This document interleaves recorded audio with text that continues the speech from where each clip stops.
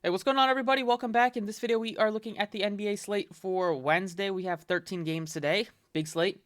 Let's get into it. If you enjoy the videos, appreciate it. The like button, subscribe if you haven't already. If you play on PrizePicks, you haven't deposited yet, you can use my code PROCESS for a deposit match up to $100. You can check out Twitter, website, all that stuff is in the description. And let's get into the slate. So I'll have the NFL video out later this afternoon for Thanksgiving. There's no NBA games tomorrow, but we do have a usual 3-game Thanksgiving Day slate of NFL games that we will dive into and have a fun time talking about them. But get through this NBA slate first, and then we'll be have a day off of NBA tomorrow. Looking at the point guard plays, with it being a 13-game slate, I'm sure we'll get some more news throughout the day. Right now, we have a little bit of news, not a ton, so hopefully that we don't get a ton of news throughout the day. But we'll just kind of dig through what we know right now. Harden, Curry, both guys above 11K, they are fine. I really don't like to get to either one right now. Curry would be my preferred guy over Harden just because he's been better this year in terms of fantasy. He doesn't have to play with a guy like Kevin Durant like James Harden does. But I don't really see myself breaking the bank for those guys right now. Maybe if we get more value throughout the day. Westbrook is 10-3. He had a great game yesterday, but LeBron is back today, so that's going to hurt and kind of go back to Westbrook being like the third option on the team. Lillard is 97. He's had one good game against Philly, and then he struggled a little bit yesterday, but it was a blowout, so it's not like he struggled. They just didn't need him much. He shot the ball really well, but 5 assists, 3 rebounds. Maybe it wasn't the best for fantasy, but he lost at least like 6 or 7 at least minutes in that game because of a blowout. It is a good matchup against Sacramento. At this price tag, we're looking for 60 fantasy points. Lillard definitely has it in him, but just depends if you think he's a better value than some of these other guys we'll get to. No, Beal 93. Haven't been playing Beal much. Don't really see that changing today. Only play Beal when Dinwiddie is out or they're missing like Kuzma or somebody like that. But Dinwiddie takes enough away from Beal that he's not really that much not very interesting for me when he's close to 95. I do like Van Fleet. Chris Paul at 8K. Van Fleet 78. Looks pretty good. OG is questionable if he's out. Just a little bit extra minutes for these starters. Van Fleet's been playing big minutes the whole year. He's averaging 38 minutes per game, 40 plus fantasy points. So wouldn't be surprised. Like even 40 fantasy points at $7,800 is pretty good value for that price tag. We do have Malcolm Brogdon right there at $7,600 as well. He is playing against the Lakers in this one. The last 3 games have been crazy in terms of just the minutes for these Pacers players. Last couple, they were blowout victories. Big blowout win in Chicago last time out for the Pacers. Before that, they blew out the Pelicans, and then they were getting blown out by the Hornets before the bench came in. So we've seen the starters play under 30 minutes in 3 straight games. I'm not reading too much into it. After they got benched in the Charlotte game, they've come out and played really well the last couple. So I'm expecting that to continue today against one of the worst defensive teams in the league, which are the Lakers this year. They've been so bad defensively.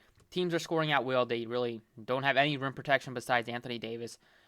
And who knows about Davis if he's going to sit today after he was dealing with an illness yesterday. I expect him to play, but you never know with a guy like Davis. But I'm not really worried about it. Brogdon looks like a great play at 76. Fox looks okay as well. I prefer Malcolm Brogdon. He's been better than Fox this year. Been way better in terms of just being better for fantasy. He's been playing a similar amount of minutes in close games. Fox gets up to like 34, 35. Brogdon has played like 36, 37, 38. And the Kings are playing with the Blazers. Another good spot here. But I'd probably go Brogdon over Fox just based on what we've been seeing this year. He's averaging 5 more fantasy points. Cade Cunningham had a disappointing game yesterday. He's going up against the Bucks tonight. He's good for tournaments, but I'd probably like to get to Brogdon at the same price tag over Cunningham today. Just not the easiest spot going into Milwaukee on a back-to-back. Low 7K range, you have like Russell as like the only guy that's looking somewhat interesting. 6K range, Terry Rozier, he has the ability to light it up like he showed last time out. 48 fantasy points. He's only 63. He's good for tournaments at that price tag. In the 5K range, we're dealing with Halliburton for like tournaments. 58 is fine. KPJ is back today. He's 59. He looks good on FanDuel. He looks okay on DraftKings as well, but there's some other plays that look appealing at the point guard position. In the 4K range, well, LeVert is questionable. He's only $5,500 if he does suit up. That price tag continues to keep getting lower for LeVert. He did have a good shooting game last time out, but 20 minutes because of the blowout. If they decide to hold him out with Thanksgiving being tomorrow and not having any games tomorrow, we could that would just be a bigger bump for Sabonis. For Brogdon, you see Duarte probably jump back into the starting lineup, he's only $4,100. Sub 5K. Jalen Suggs, last game was a blowout, played 17 minutes. But hopefully expect this one to be closer. It's at home against Charlotte, so that's always a better sign. Teams playing at home, better chance to keep it close. There is no Cole Anthony today, so Suggs looks pretty good. He's cheaper than Hampton, so I definitely go Suggs over Hampton. Hampton's been getting a lot of run because of the blowouts the last couple, which is fine if you think it will be, but 49 is a lot different than when he was like 31 when he was a great play. I don't think he's that much of a play today at 49. Kobe White, 41. He drew the start with Caruso missing the game. If Caruso is out again today, then he looks okay at 41. We've seen him to be a lot better at that sort of price tag, but he's not. He's playing with 3 high usage players, or at least 2 high usage players, and that's about it for now. Go ahead and plug in Malcolm Brogdon here at shooting guard. LaMelo is 10-7. Continues to put up good fantasy points. His price tag continues to get higher. It's just not a price tag I'll get to today. We have Zach LaVine way cheaper at 9K, but I'm not really that interested in paying $9,000 for LaVine. I'd rather go down to like the mid-range with Van Fleet, Brandon Ingram. Their price tags look very appealing. McCollum finally had a good game yesterday. Maybe he can follow it up today. Good spot against the Kings. But Anthony Edwards, 74. I'd like to get to him as well. We haven't seen him play huge minutes the last 3 games because of blowouts. 14-point game against the Pelicans, big time blowout win against the Grizz, and then blowout against the Spurs. So he's normally been playing 35 minutes per game on the season, but in close games we've seen him get north of 40, get high 30s, so 38, 30s. At least 5 extra minutes is what I would have expected from last time out, 37, 38. Price tag is really reasonable. The matchup is tough, but I'd still rather go with Edwards. Hopefully Russell gets the Jimmy Butler treatment, and then Edwards can kind of go off. Other plays would be Josh Giddey, 66. Looks appealing without SGA, but tough spot against Utah.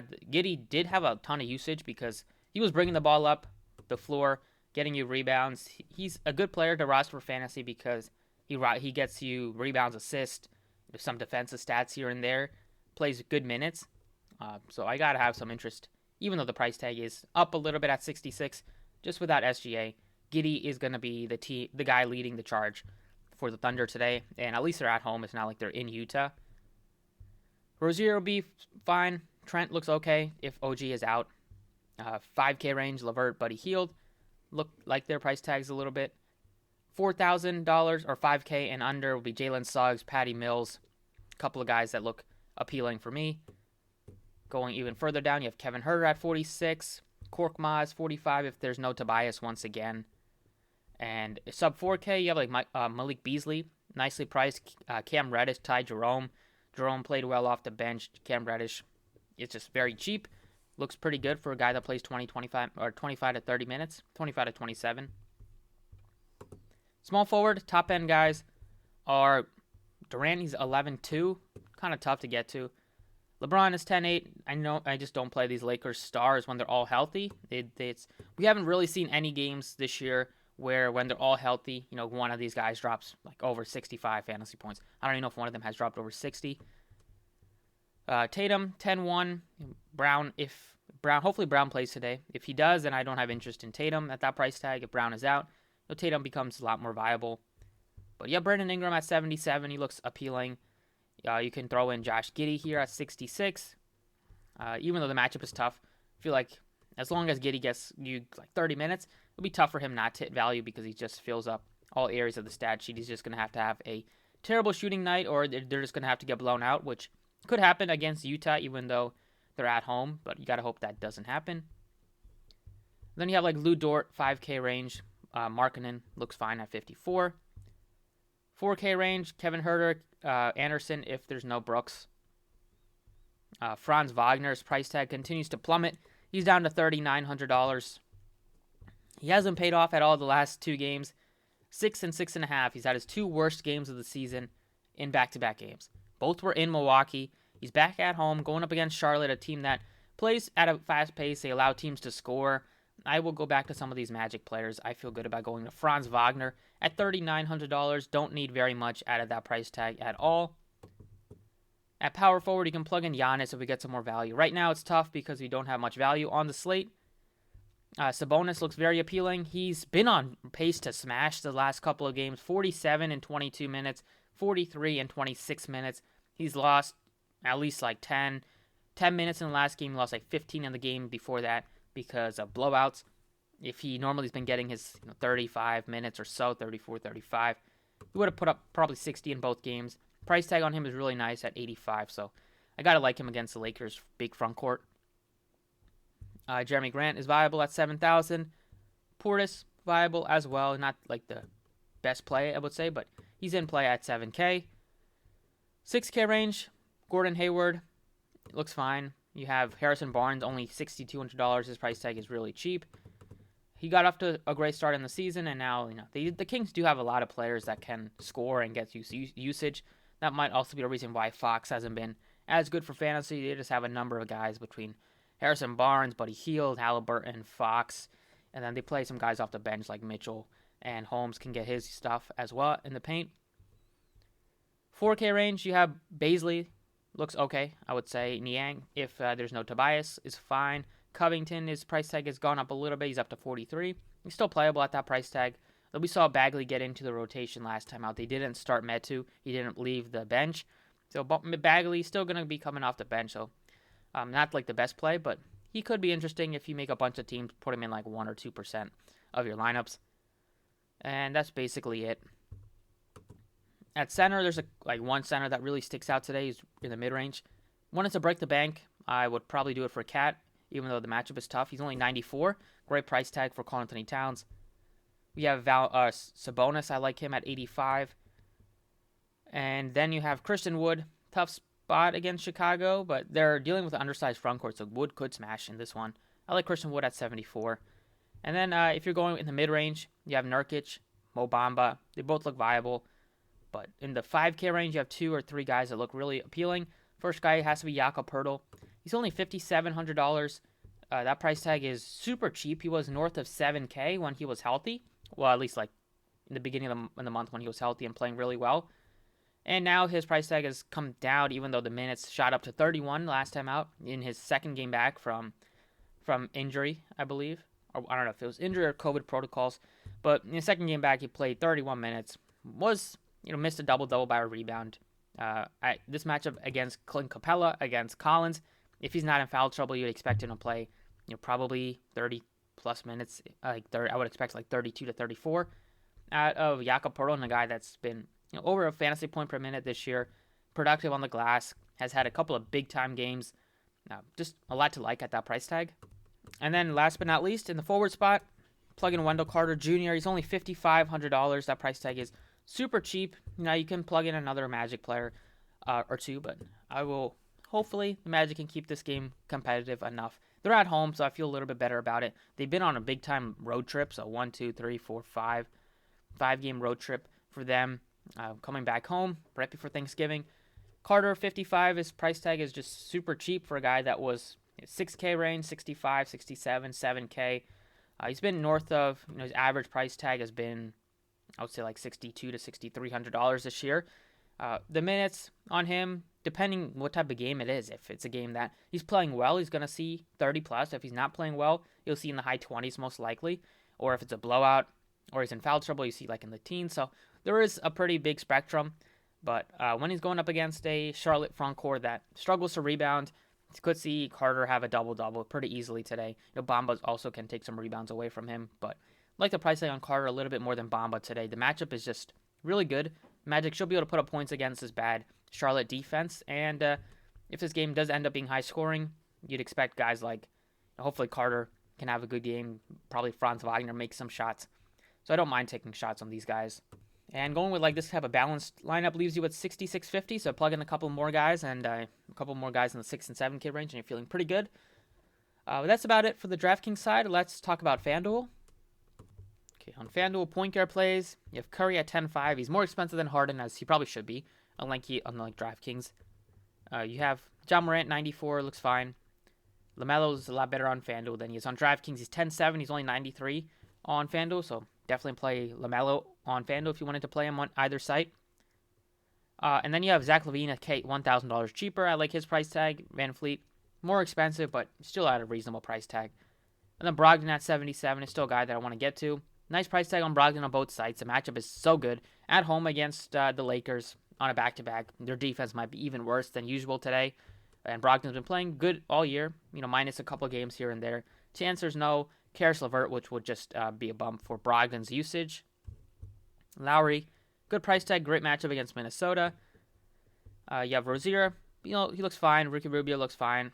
Nobody that looks like must-plays. The 5K range, you have Suggs. He's cheaper than Hampton on both sides, so I definitely go with the starter in that situation. Patty Mills, 4K range, looks okay. And that's, Colby White, 43. Could take a shot there, but that'll be dependent on Caruso news. At shooting guard, you could play these two 10K guys. I'm not looking to do that today, though. DeJounte looks like a good pivot at 97. Never gets that much ownership, but he always gives you big upside. Fun player to roster in tournaments. Donovan Mitchell, good spot, good matchup, good price tag. Edwards, 79. He looks better on DraftKings, but still playable on FanDuel. I had no problems with his price on either site. Going down in the 6K range, Gordon Hayward, Terry Rozier both look like viable pieces if you wanted to get any sort of action from the Hornet side in a good spot against Orlando. You have Luguentz Dort, 61.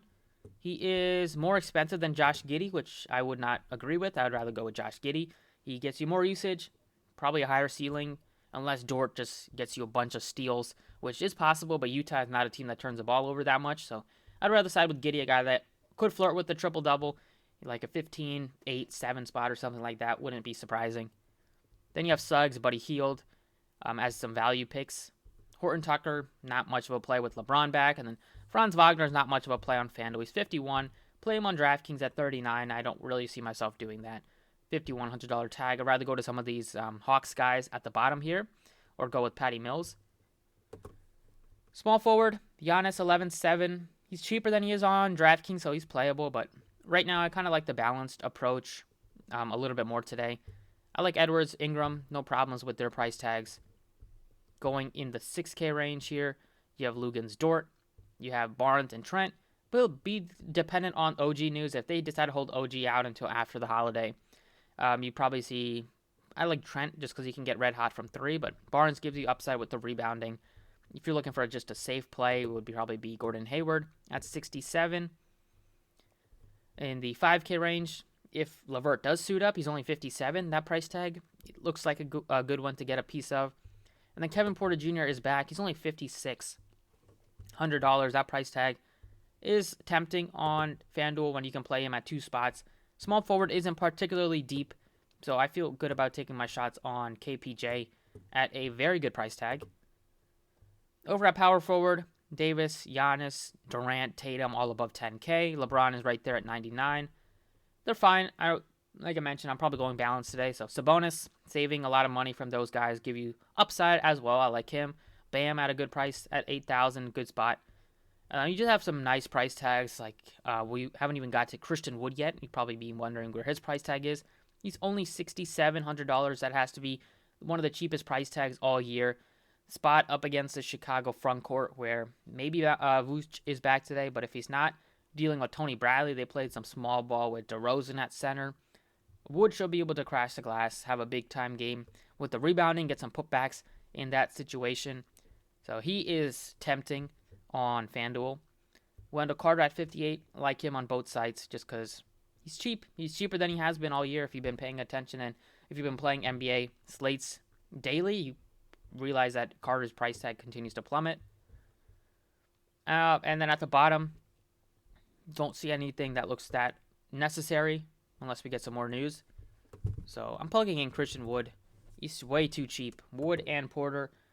Now that Porter's back, maybe that helps Wood a little bit too as well. They've had some big games together this year.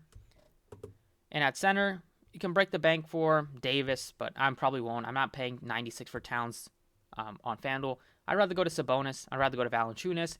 I'd rather take a shot on, like Jared Allen at 75. But you have Jakob Poeltl on both sites is just criminally underpriced. He's 58 on FanDuel. He gives you upside with block shots as well. The matchup is solid against Atlanta in terms of being a bad defense and being a team that plays two bigs. So you see Jakob Poeltl play a lot of minutes. Hopefully he's not in foul trouble. And that's about it for the video. I feel pretty good about going with the balanced approach today unless we get some big news throughout the day. But that's about it. Thank you for watching. Best of luck tonight. Hit the like button if you enjoyed. And I'll stay tuned for my NFL video out later today. And then after that, I'll see you guys after the holidays. Hope you guys all have a great Thanksgiving. And good luck tonight.